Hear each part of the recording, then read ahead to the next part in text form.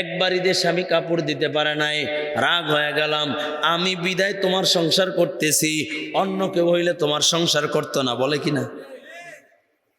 খাদিজা কি কয়, ও নবী আমি কেমন করে তোমাকে বলি, ও নবী কেমন করে আমি আপনাকে বলি, আমি আপনার কাছে কাপড় চাই, আপনি তো দ্বীনের কাজে থাকেন, আপনার দ্বীনের দাওয়াত দিতে ডিস্টার্ব হবে, আপনি যদি দ্বীনের দাওয়াত দিতে থাকেন, আপনার অর্থ নাই, না খেয়েও থাকেন, নবী আপনার কাছে চাইলে যদি আপনি না দিতে পারেন আমার আল্লাহ নারাজ হবে, আমি তো আমার মালিককে নারাজ করতে চাই না।